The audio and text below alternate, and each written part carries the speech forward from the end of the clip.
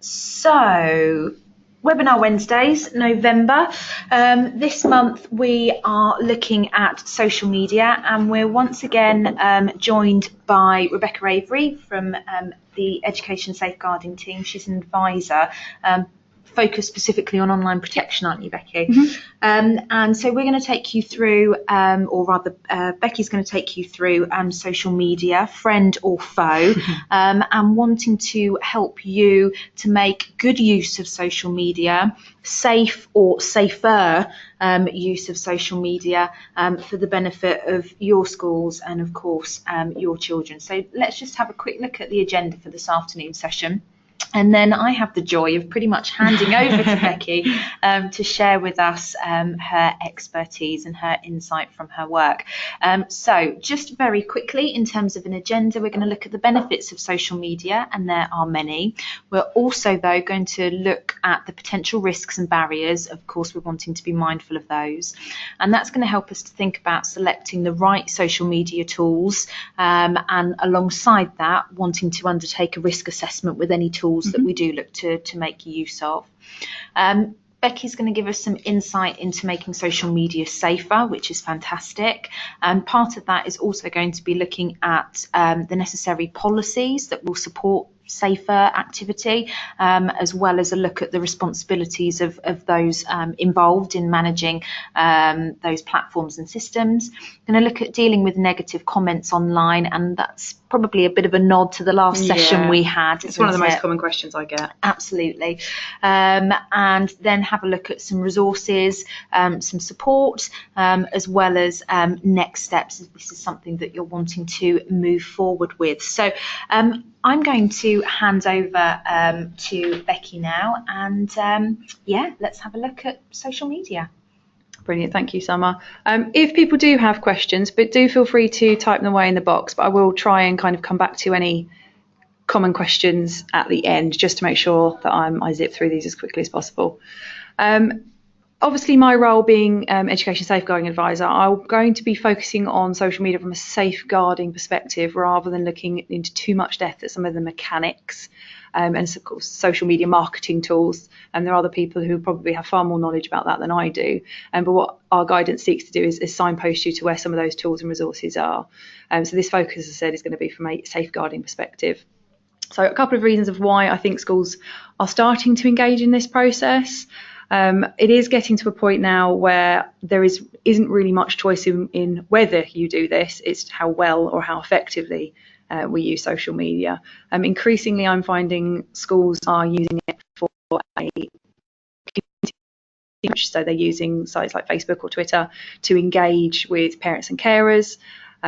Most of this content is probably likely to be stuff that's already hosted on your school website. But what schools are increasingly finding is that it's not necessarily their school website where parents are engaging. There can be a real benefit in sharing content on social media platforms where parents are already going every day. The whole kind of adage of fish where the fishes are. If parents are engaging in social networking, actually putting content out there, it's more likely that they might pick it up and engage with it and process it rather than going forcibly themselves to your school website.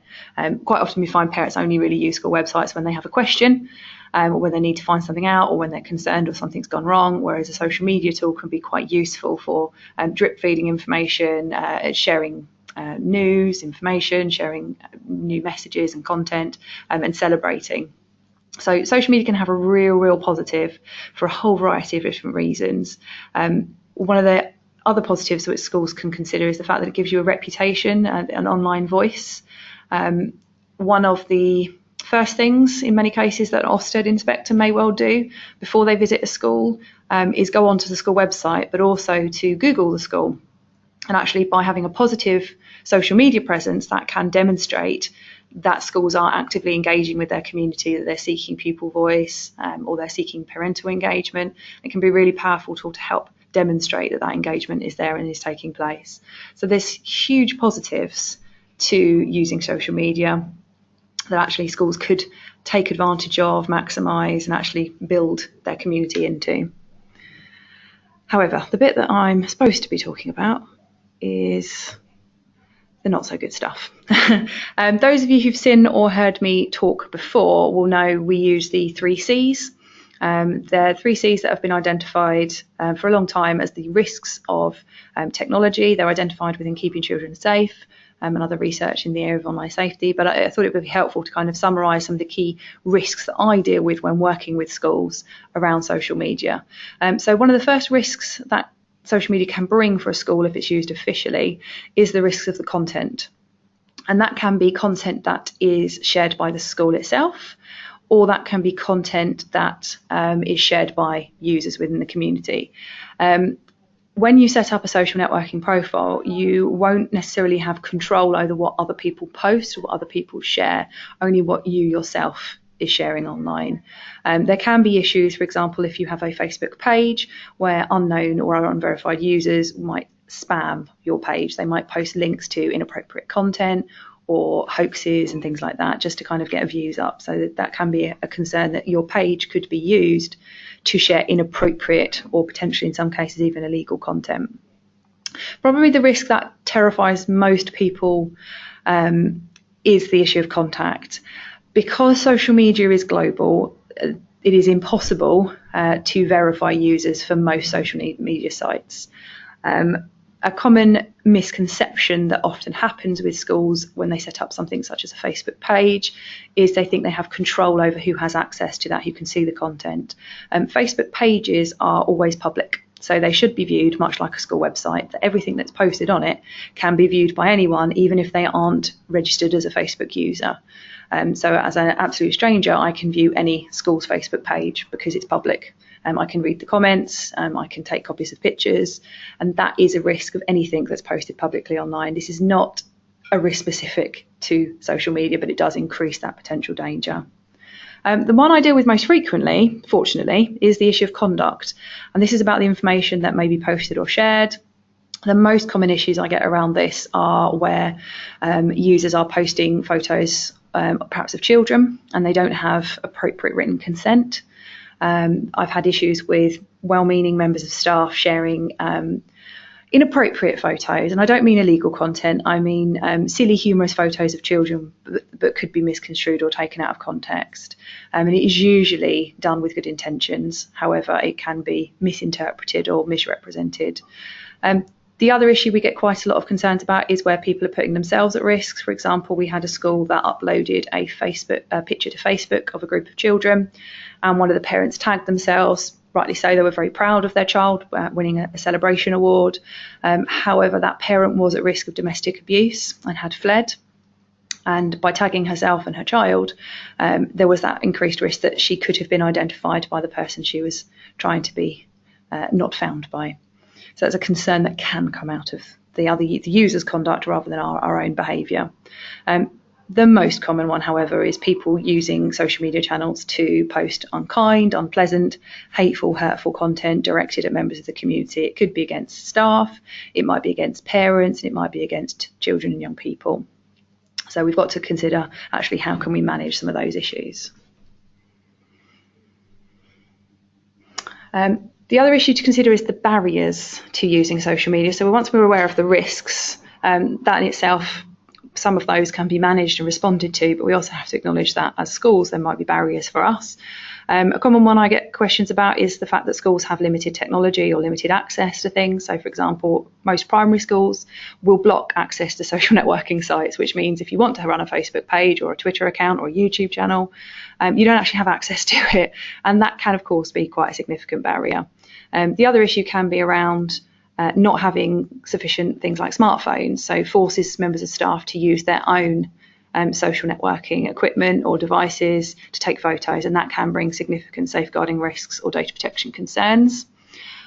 Probably the most common question I get when schools are considering using Facebook or any other social networking tool is around the issue of I don't know how it works.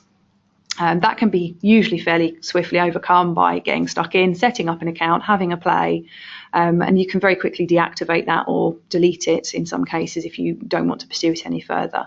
I know quite a few school senior leaders have just set up a generic Gmail or Hotmail account to set up a Facebook account not attached to themselves or the school, using a pseudonym just so they understand how it works. That can be really helpful for kind of later down in the process. I've had issues where schools have found themselves forced into using social media.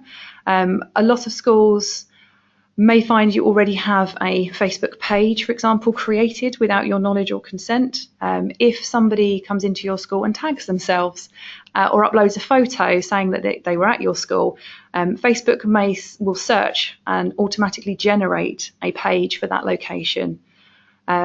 It then sits there unclaimed until somebody then claims it. We did have an incident in a school a few years ago now where that same thing had happened. Groups of parents and children had uploaded pictures of themselves and said they were at the particular school.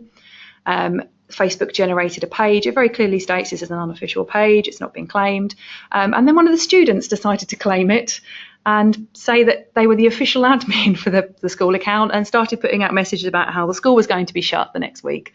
And of course, the school weren't shut the next week, but because it was then looked like it was coming from an official page, the school had no idea. And when all the parents said, "Oh, we thought the kids were off today," I thought it was quite clever, to be perfectly honest, as a child, but they had no idea the Facebook page even existed. So that can force you into doing things, and it can rush schools into doing things, so they don't necessarily think these things through. They haven't perhaps considered about managing the risks, and it's been a snap decision. Probably the biggest barrier is the fear. Is that particularly for some of us, social media can seem quite frightening and quite intimidating. We might not necessarily be its biggest fans, and we can be quite hesitant to actually use or engage in social media. That in itself can be quite a significant barrier. If we as senior leaders or school staff, if we think, I don't understand this, I don't want to use it, actually we might not fully explore both the positives as well as the negatives. Conversely to that, we have also had issues where well-meaning members of staff have kind of gone gung-ho into this without really understanding the possible risks. And they've kind of charged off thinking, I understand Facebook, I'm young, I'm hip, I want down with the kids, and have kind of set it out without really thinking, actually, is it appropriate to use social media to engage in this way with children? Do senior leaders know about it? Are there any safeguarding implications?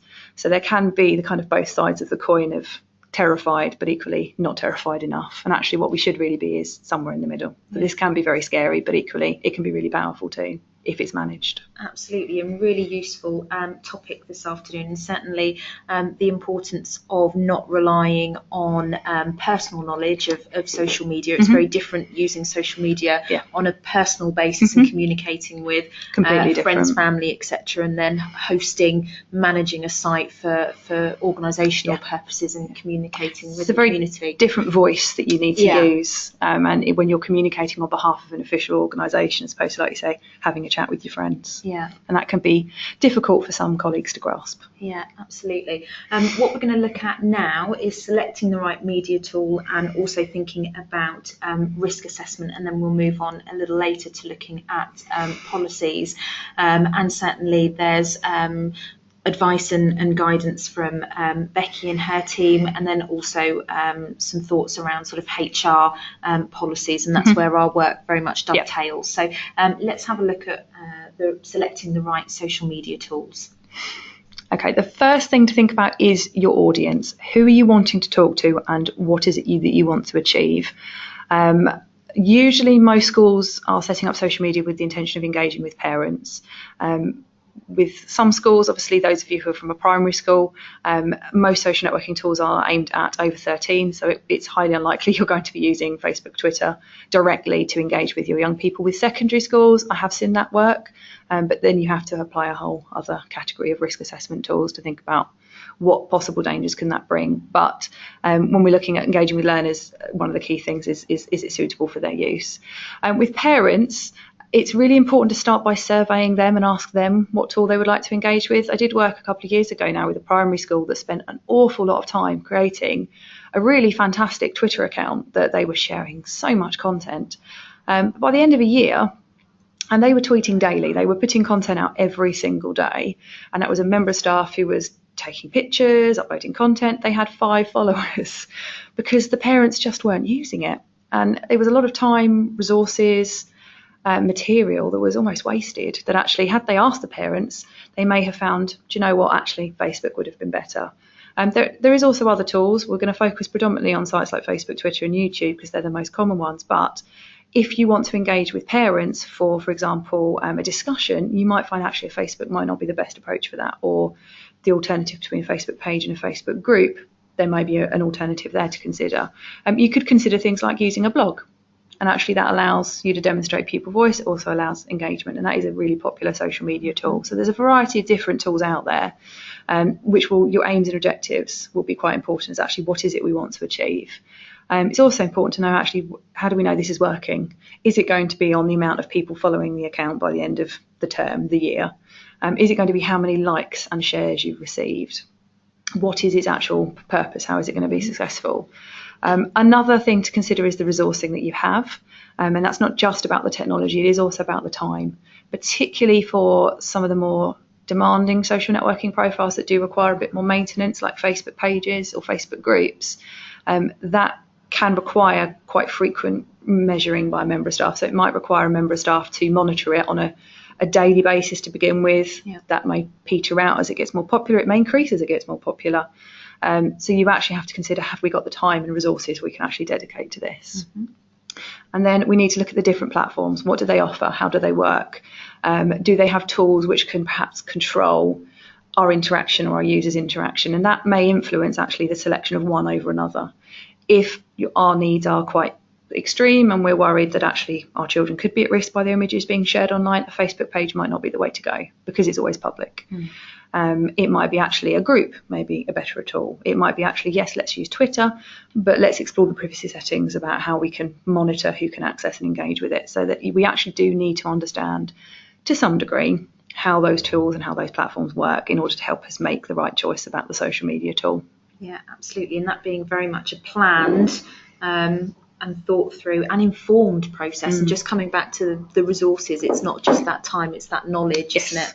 And I suppose once you've got the platform up and running, keeping up to date with the terms and conditions. And again, that difference between managing your personal social media, where Twitter email us and says we're updating our terms and conditions, and you might blindly click yes, okay then, but actually needing to have a real concerted focus and understanding of what those perhaps additional functionalities or changes in terms and conditions mean, given that this is now communicating on behalf of an organisation. Yeah. And I'll hold my hands up. Certainly I've been guilty of maybe blindly clicking. I think most of us have done that on more than one occasion. Yeah, absolutely.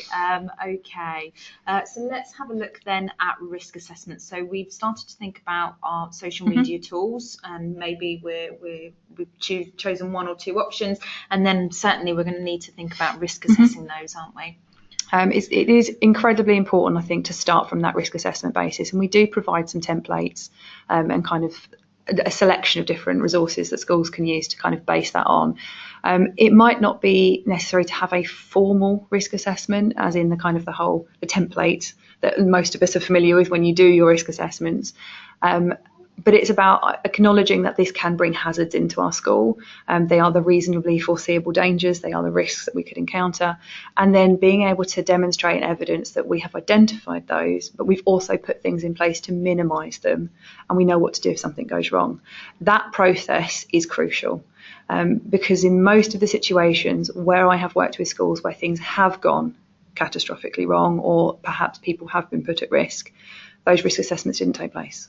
Right. It was perhaps because somebody was frightened and just thought, well, someone else can set it up, or it was because somebody hadn't fully risk assessed or considered, actually, if I post this picture, anyone can tag in it. Is there a way I can minimise that? Is there a way I can prevent that? And each social networking site has such different functionality, actually, that you need to give it proper time to explore how do pages work, how do groups work, to actually work out which is going to be the best for what my aim is. Yeah. So, for example, Facebook pages, they do allow you to upload key terms that if someone tried to post a comment, if it featured any of those words, and it could be things like your staff members' names, children's names, common language in your local area, key terminology, actually you can prevent those from being posted in the first place. But Twitter won't offer that. Right. So you may have to think, actually, that's an issue with this, but it wouldn't happen there, which is going to be better for us. This risk assessment really allows you to drill down and work out what is the worst case scenario? What is the worst thing that could happen? And what are all the many different things we could do technology wise, but also non-technology wise, because a lot of these things may well be addressed by simply doing training, by simply sharing information with parents about, actually, this is a public platform. If you tag yourselves in these pictures, please be aware that could identify you or your child. By giving them those tools, actually that minimises that risk significantly. So a lot of these things, actually, you will find there are mechanical or non-mechanical solutions too. Yeah. And actually, when we thought back to the purpose of social media, if it's about engaging with the community, that's not just about having the platform to engage, but engaging them in the process. So coming back to your point about surveying which platform is sort of the preferred platform within the community, but also engaging in terms of sharing information about how everybody can use the platform as safely as possible, staff and parents and carers. Lovely. With the risk assessment, it is important that it's not just done from one perspective. I have had a few schools that have just done it from a technical perspective. And then, of course, they might miss things about the safeguarding concerns or the curriculum issues that might come out of it. It's also worth, in some cases, including parents and carers. And if you are engaging with learners, young people. I did have one school that parents actually were incredibly anxious about the fact that the school was now using Facebook pages. They were terrified, but they weren't aware of what the school had done to try and minimise those risks. So they just saw this as very frightening. Perhaps if they had been engaged in this risk assessment process, they may have been reassured, and actually their fear they would have realised actually it wasn't necessary in the first place. There are, as I said, a couple of different templates we've got that cover a variety of different approaches that school senior leaders might want to have a look at. Ultimate decision about whether schools use social networking or not will sit with head teachers about, actually, is this something I'm willing to go ahead with? So it's really important that they are informed and aware of that and involved as far as possible. And certainly at that point is where you might want to, as schools, consult with schools personnel, legal services about, is this something we should be doing? Yeah, and certainly helping out with those policies and procedures that relate to staffing matters. So certainly here at SPS, we've got our new model discipline and conduct policy. So as well as updating the disciplinary policy, we also now have a code of conduct that's available to schools. Certainly that's a statutory document that you should have in place. And we've gone to great lengths to ensure that both from an employment law perspective, but also in terms of keeping up to date with the sorts of safeguarding issues and conduct concerns that certainly ourselves and our colleagues at Education Safeguarding deal with, that we've looked to cover off those areas, and certainly sort of e-safety policies, etc., making sure that all those things are in place. But let's not jump too far ahead, because we're going to look back at policy in just a second. So that's a bit about risk assessment. Let's look now then at making social media safer, and part of that is around policies, and we'll also look at consent and some other issues. So let's move on. Okay, so it's just some hints and tips. These are in the guidance that we have on Kelsey, which is called Using Social Media as an Establishment, and we do have a checklist of kind of common questions that we would encourage schools to consider when they're looking at setting this up, and these are just some of the more prominent ones that I typically would focus on. So it would be, as we said earlier, looking at those terms and conditions. They are not the most exciting things to read, and some of them are incredibly full of jargon and kind of legalese, but it's incredibly important that we are aware of what those mean for us, particularly when it comes to things like data. That what data are they collecting? Because of our responsibility as schools, we have got to make sure that we follow our legal obligations in regards to currently the Data Protection Act, but obviously from next year the GDPR that will be coming into place. So it's important that we understand what is being collected, where it's stored. Is that in line with current legislation? Will that be an issue in the future moving forward? Mentioned about age restrictions already, but just worth bearing in mind that actually, particularly working with children, we do need to make sure we are aware of, is this site service suitable? Some of the less popular social networking sites may well also still have age restrictions. They're usually hidden in those terms and conditions about the age you need to be to agree to have an account. Then we need to think about the consent for the content that we're sharing. I touched on that very briefly earlier, but if we're sharing photos or videos of children or staff, it's about, do we have written consent or written informed consent in order to be able to do that? And that in some cases may involve actually we need to speak to the children about, is this okay for us to upload, but also are parents happy for that to be shared. It may be as simple as just amending the existing consent forms that you already have in place for taking images. I know a few schools have just added an extra box in, are you okay for us to upload this to our official Facebook page, or allow for your child to appear in our videos on a YouTube channel. Administratively, that can sometimes be more complex than I'm probably making it seem, but usually we find the parents that refuse consent is because they don't understand what schools are going to do with those images. So that might also be worth exploring. The other one we have had a couple of issues with is where schools have perhaps videoed children singing to music, which is lovely. But if you don't have the required licenses, we've had some schools had complaints lodged against them for copyright material. They've shared songs online that they didn't have the consent to share. So it is worth not just thinking about the pictures of children, but actually, if you're just taking an image from Google Images to put on your school website, actually, is that okay? If you're putting it on Facebook, is that okay? So the images and the content, not just the photos that we take or of young people. So then we explore the functionality. Lots of different things to consider on depending on different sites. One of the most important ones for me is about the blocking and reporting. Does that social networking site allow you to report concerning activity? Does it allow you to block people that you aren't happy with?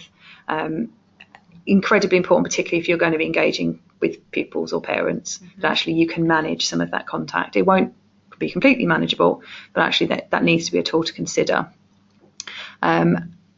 Some of them may allow you to access control users. Most of the popular social networking sites won't, because that's their whole nature, is that the more popular and public they are, the more engaging they are. Again, addressing that, identifying this could be a risk, how can we minimise it? And then lastly, thinking about responsibilities. Who is going to be responsible for managing, uploading content? Is it something that all staff will have access to? Is it something that core staff will have access to? Is it something that just senior leaders will have access to? Again, it will differ for different schools, depending on your resources, depending on your materials, depending on if you've got technology available. And for a lot of primary schools in particular, it does typically tend to be senior leaders that have access to it and that moderate the content. And then thinking about the up-to-date policies that will be in place. So these are what we're going to touch on in a second, but how mature is your social media ethos? So looking at a bit more depth around policies, it's really, really important that any policies the school has in place has procedures for responding to and reporting concerns. So that will be included in things, perhaps your code of conduct, may also be included in things such as your social media policy. The online safety policy template that we produce on Kelsey has a template social media policy within it that schools may wish to choose to use. You don't have to have necessarily a separate standalone policy, but if you are using social media, I would strongly recommend having a social media policy specifically to cover your particular use. The policy should identify who is managing it, who is monitoring it, and their responsibility. And it's also a good idea to link it into any sanctions for misuse, whether that be for staff, whether that be for parents or pupils, members of the community. So things like your behaviour policy, your discipline policy, it's likely to need to be cross-referenced there. One of the first activities I would say to schools to do alongside that risk assessment is the what to do if. Again, go through those worst case scenarios. What are the frightening things? What are the things that worry us?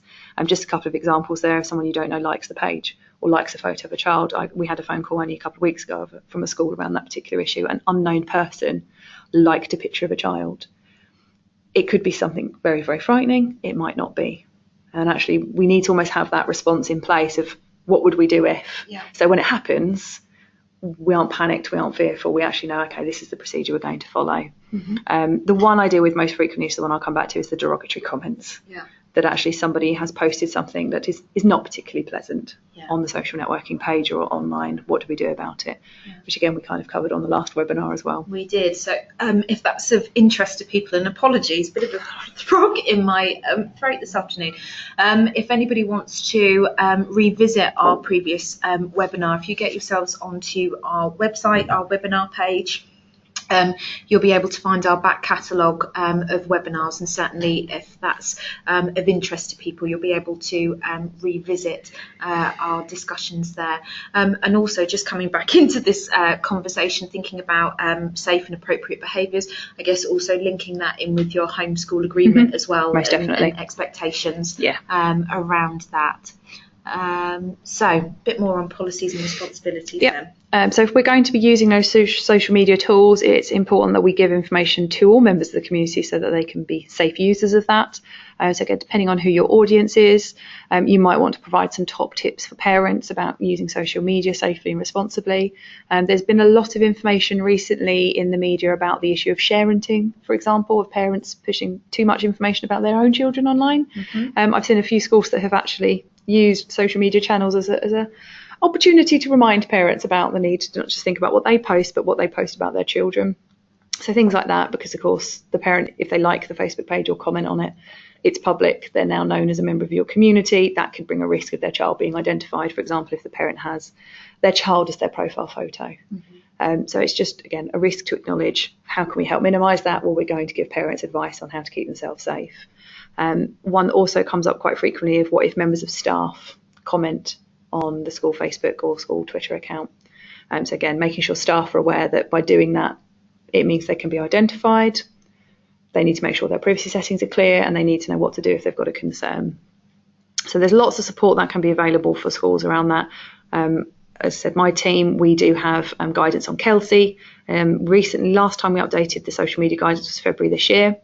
And that's got a lot of tools on things like Twitter, Facebook pages, Facebook groups, and YouTube, but has also got templates. It's got survey documents that schools can use with parents. It's got disclaimers that schools can put on Facebook pages, and various bits and pieces that might be helpful to have a look at. In some cases, it might be worth speaking to your AEO, particularly around managing concerns. If there's an allegation, then it'll be speaking to obviously the LADO, the local authority designated officer, and then of course the school's personnel service, who will provide specific advice around the disciplinary and staff conduct type issues in HR. Absolutely. One of the other tools we do have available is a specific acceptable use policy for people running social media on behalf of schools. You can find that within our AUP templates, the acceptable use policy templates, that are on Kelsey. There's a link there, but obviously all of the documents are found on that page for us anyway. And that might be worth considering addressing or implementing in line with your policies. Yeah, brilliant, and a great number of resources there for schools to tap into. Let's have a look then at parent-run social media channels. That's a slightly different focus there for us. I'm going on to the two of the most frequently asked questions that I get from schools when they're looking at using their social media. So the first one I get is about staff, parents who set up unofficial or official in some cases social media channels, particularly primary schools. We find this with things like PTAs running a Facebook group or a Facebook page. Increasingly, I'm finding, particularly this year, parents of new reception children setting up a Facebook group before school's even started. So they're actually running a parents of reception at whatever the school is, so they can start to get to know each other and make play dates. 9 times out of 10, those groups or channels are run with really positive intentions. It is designed to engage parents by parents, and for a lot of our parents, this is how they communicate now. It's how they stay in touch with friends and family. Schools can't ban parents from using social media in their own time, much like they can't ban staff. So a ban of saying, parents, you can't set up a Facebook page or channel or whatever it is, can't be enforced. The best approach is going to be partnership. For some of these services, it's possible to identify administrators. The most popular one that parents seem to go with is Facebook groups. A Facebook group, unless it's secret, will always display the admins publicly. So a school, if it was brought to their attention that a group of parents had set up a Facebook group for the community, you would be able to easily find out who the administrator was for that account, for that group rather, and then what you can do is meet with them. The first point of contact I would say is actually invite them in to talk to you about actually how you can work together, as opposed to saying this is terrible, you shouldn't be doing it, because that's unlikely to resolve things positively. But actually, this is great, thank you. We'd really like to work with you to make sure that this is done to help you, but also we need to make sure everyone in the community is safe.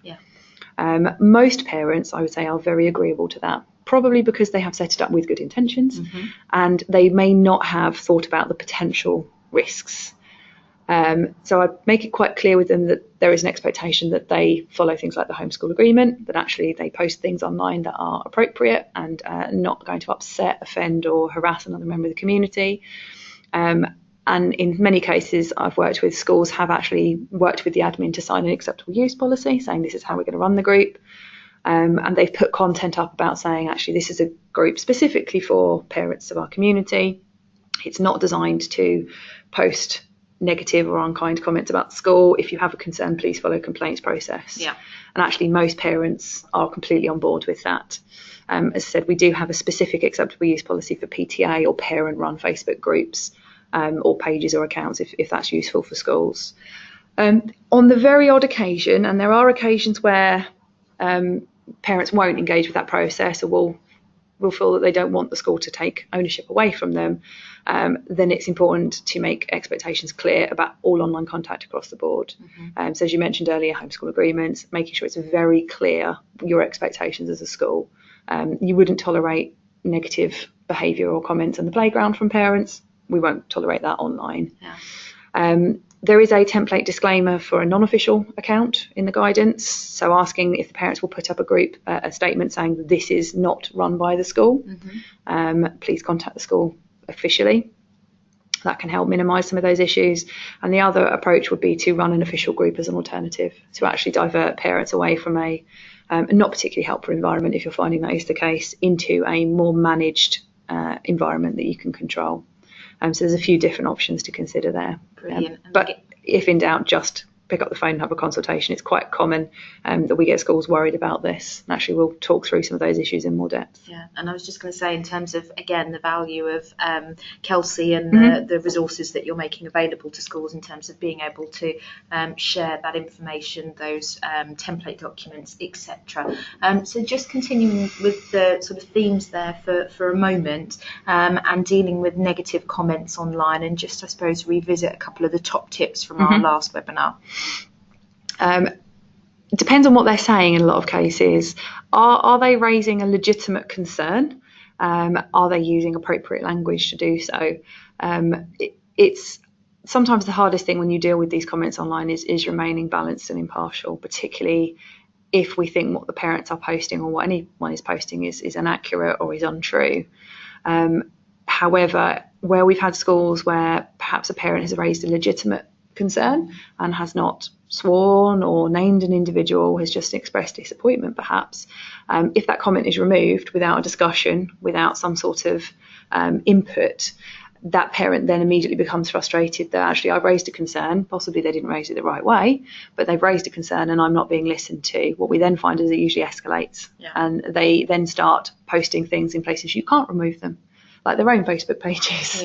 And then they start saying about how they've raised a concern, the school did nothing. And then it kind of almost reconfirms what they were saying in many cases anyway. So it is about balancing, okay, what's the best way to deal with this? And an immediate removal is not always going to be the best way.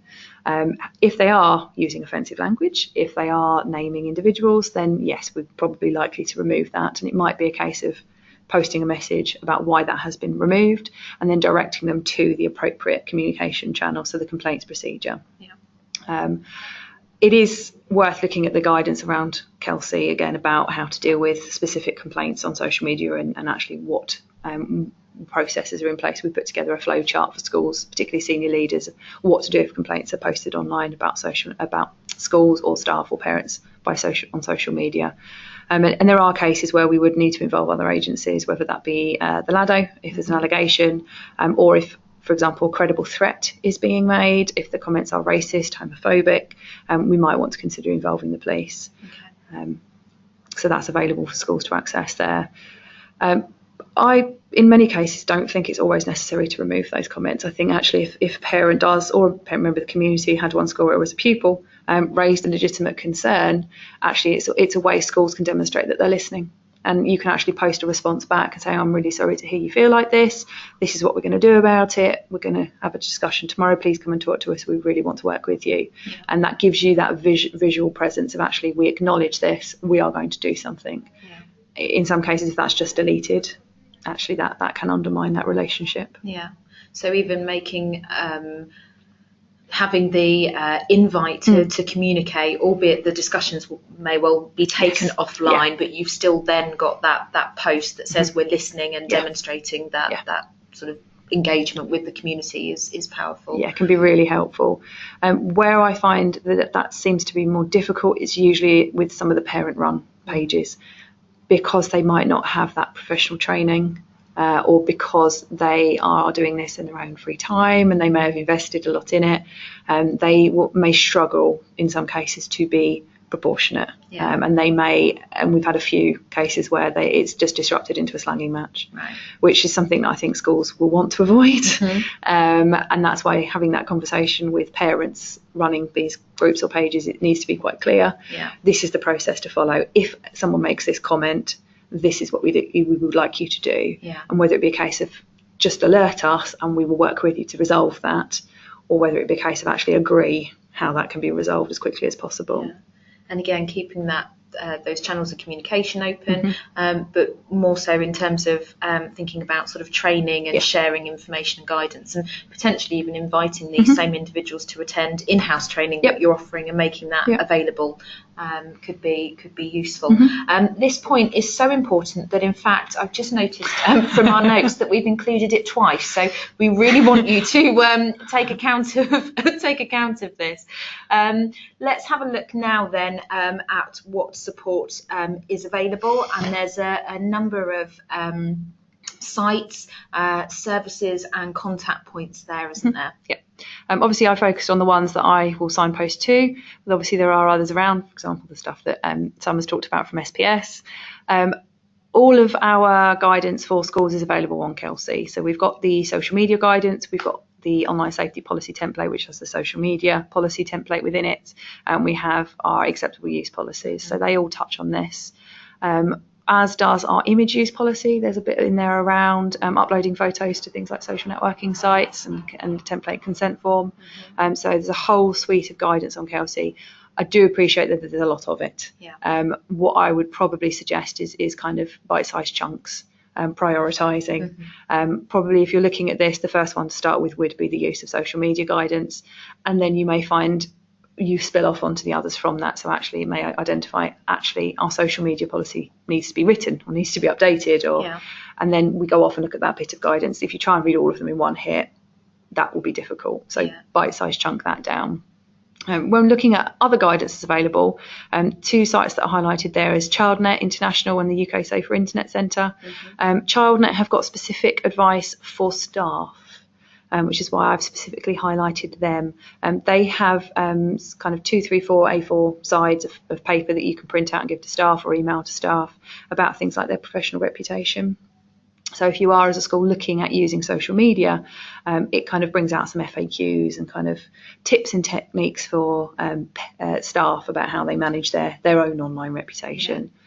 And again, wanting to make sure that that's shared across the whole staff. So if this training and communication is happening during inset days, you may be a school where not all staff attend all 5 of your inset days. So wanting to make sure that how are you going to share those messages with the whole staff body, particularly if there are staff that aren't in attendance at those sessions, and making sure that that information is just as meaningful or delivered just as meaningfully to those who attend versus those who can't, that they're still getting that guidance and reassurance. And the other one was the UK Safer Internet Centre. So they have they alongside that have a helpline. It's called POSH, Professional Online Safety Helpline, which any member of the children's workforce, it doesn't just have to be schools, but anyone who's got an online safety concern can contact them. They operate that as part of the trust model. They offer that service predominantly because most local authorities don't have somebody who is dedicated to dealing with online safety issues. So it's not just related to this particular issue. They do cover a variety of different things. And they do also have report links into some of the most popular social networking sites directly. So they can escalate concerns, for example, within Facebook, Twitter and YouTube that I, for example, can't. So occasionally when schools do come to us with concerns, we might say actually speak to that team, because they may be able to escalate things quicker than, for example, I would. But like she said earlier, it's really important that all members of staff are aware of that. We have had a lot of issues where support staff in particular are incredibly vulnerable to the use of social media, particularly things like midday supervisors. Yeah. Because they live in the community in many cases, actually that blurring of professional personal boundaries happens quite quickly. Yeah. And they may be a parent as well as a member of staff. And we've had issues where they have been caught up into these kind of disputes on social media, and they put themselves in a vulnerable situation. They're not sure how to deal with it. Often that can be quite helpful. They can bring screenshots to schools of concerns being made, but actually they may try and intervene, and actually that can make them very vulnerable. Yeah, with the best of intentions, Oh, but yeah, making most themselves definitely. vulnerable nonetheless. And also then wanting to ensure that governors are equally included in this, and that they have, the necessary information and training. I'm sure they will have been involved from a sort of policy point of view, Hopefully. but certainly in terms of wanting to keep them sort of updated, that they're aware of the expectations on them in terms of communicating What they should and shouldn't share. Absolutely. So again, some really, really useful resources there for you folks. Do take a note of those. I know a question was raised earlier in the session about, are you going to get, is there the opportunity to have copies of these slides? There absolutely is. I will send an email out following this session to all those that have attended, and I'll include a copy of the slides for you. So do look out for that.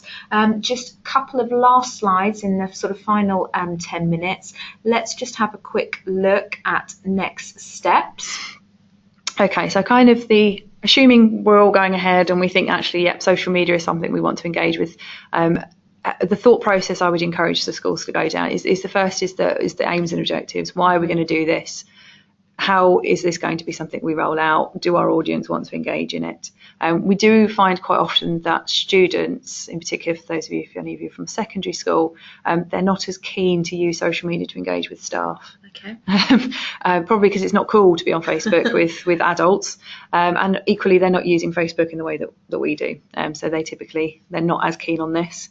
But I could be wrong. It's worth asking if that's something you're considering, actually talk to your audience, which would be the best option. Then it's exploring the risks. What are our worst case scenarios, and what can we do to prevent if possible, but that won't always be the case, but minimise that. So identify what actions do we have to take. Leadership need to be engaged and involved in that process, because ultimate responsibility will sit with them. So it's important that they are engaged in that as far as they can. Then thinking about our online safety approaches and ethos, and that's our policies. Are they up to date? Do they reflect this use? Do they cover all the possible scenarios? Are they clear of what to do if something goes wrong? And then how are we cascading that learning? So are we delivering training to staff, to parents, to children, so they are aware of the implications for them? And then it's checking that what we're doing is hitting the mark, really. There's very little point putting all of this time, effort and resources if actually you find it's not effective and there are other alternatives which might be more successful. So in some cases you might want to start small. I've had a few schools where they've just started by targeting a year group or a class, and actually then once they understand how that works, they're able to roll that out on a larger scale. It helps so you can learn by those mistakes on a much smaller basis as well, because things can and probably will go wrong. But that's why that risk assessment is crucial, because it helps you build up that practice and say, actually, this is what we'll do. So it's important to kind of have goals. How will we know this is working?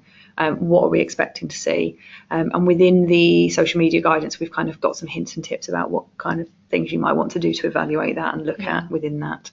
And then once you know it's working, it's a case of keep monitoring, keep doing what you're doing, revisit policies if things change. We mentioned earlier about terms and conditions. If there's suddenly a change, we may need to revisit our risk assessment. If Twitter rolls out a new tool, actually, do we need to address that in our social networking? If you use another social networking platform at all, that may bring out a completely different set of risk assessments. Well, I focused on Facebook, Twitter and YouTube as they're the most popular ones, but there are others that exist. I know some schools are toying with Instagram now. Not had an issue so far with schools doing it, but I know some organisations are using Snapchat. Depending on who you're looking to engage with, that might be something some schools are considering, and that will bring a whole different set of risks that will need to be addressed. So we need to make sure that we update and evaluate those policies as they take place. Absolutely, and that monitoring and review, I imagine, is crucial, because these platforms are living and breathing. As you say, Yeah. you put all the work that you put into wanting to sort of set them up. Mhm. That's only step one. Yeah. Once they're in existence, they're living and breathing beyond any risk assessment, beyond Most definitely. that planning process. And you need to have that continued level of resourcing to enable to deal with that. These aren't things that you can just set up and leave to grow organically. Actually, they do require some sort of management. And that's again why that risk assessment at the beginning is important, to identify actually how much is this going to take? Is this manageable for us? Is this something we can dedicate time to? You can't just do it once a year. It's going to need that continual management and involvement. And where does that sit? Yeah. Lovely. This has been so useful. I hope folks agree. Do make use of that chat feature and share any questions that you might have, and certainly feedback for the lovely Becky who spent some time with us this afternoon. Certainly for me, it's been very useful. Thank you. Just as I look to sort of share some information with you whilst you're making note of any questions or sharing any feedback, let me just highlight that December, so next month, we'll be looking at return to work interviews, which are considered best practice as part of an effective absence management strategy. So we'll be giving some time and space to that. January, we'll look at managing restructures, and certainly if you're looking at making any changes for the new academic year, so September, you're probably going to need to start thinking about that, if not this side of the holiday, certainly very quickly into the new year, in order to meet the necessary timeframes around consultation, etc. And February, we're again joined by our friends from Invicta Law, and they'll be offering us an employment law update. We've just had a quick question, and we'll come to that in a moment. Let me just highlight another couple of things. So on the note of employment law, please do look out for a new feature in our SPS newsletter. Your legal questions answered. Our friends at Invicta Law are offering us a legal Q&A, so you'll have the opportunity each month in our newsletter to share your questions or ask your questions. We'll pick the 3 most popular sort of themes each month, and then we'll come back to you in the subsequent issue with answers to those. So that's really quite exciting going forward. Our popular pay policy workshop, we've got a new date added. It's the 31st of January, and we've also got a brand new course, characteristics of an effective appraisal process, how to make sure that it's meaningful, effectively moderated, and ultimately fit for purpose. This sits beyond our course for appraisers, but is about leadership teams being able to ensure that practice and the process itself is fit for purpose. So if that's of value to us, join us. The first session is going to be the 19th of January. Both of those sessions are on CPD online as we speak. There were a couple of questions asked, so let's just go back to those before we sign off. So any ideas how we could find out which schools are already using social media to see how they organise it? So I have a couple that I've worked with, which I'm happy to sort of signpost schools directly to on an ad hoc basis, so you can come to me directly. The other approach would be Google. Have a search, look at local schools in your area. If you go simply to Facebook or Twitter and search for the school name, or visit their website, most schools, if they have an official channel, will link to it directly from their school website, so you know it's associated. So you can have a look at their channels, have a look at what you think is working, what you think is perhaps not, how you might do things differently. So yeah, be a bit of a detective and do a bit of Googling yourself can also be a really useful tool. I won't know all of them. When I do find schools that use social media, I'll do my best to follow them. So you might want to have a look through my Twitter account, see who I am following. You'll find lots of Kent schools there and beyond. But actually, yeah, you can do a bit of detective work and see what you think is working and not working yourself. Absolutely, and make use of your networks, whether that's formalised networks of collaborations, whether that's sort of informal networks, colleagues from other schools and settings. So there's certainly the opportunity to see what others are doing. And just as a final question, about handouts. So yes, we will be sharing a copy of the slides for this session. So I'll share that with you in a follow-up email. And with 5 minutes to spare, that brings us to the end of November's webinar Wednesday. And I'm sure that I'm speaking on behalf of the audience when I say thank you very much, Becky. Thank really you for having me. Certainly in terms of what we've covered here this afternoon, but also just being aware of the variety of resources, both in terms of sort of template documents, policy, pro formas, etc., but also those online resources and points of contact as well. Really, really useful to know who's out there. I hope to be able to talk Becky into delivering another session for us in the future. If you have any ideas about things that you would like us to cover in any of our webinars, we like these to be as responsive to the needs of you as schools and academies and addressing the hot topics. If there's other things that would be useful, I'll look to work my magic even with Becky and hope that she'll join us again in the future. Thank you very much, everybody. Enjoy the rest of your Wednesday, and we'll see you again next month. Do take care. Bye.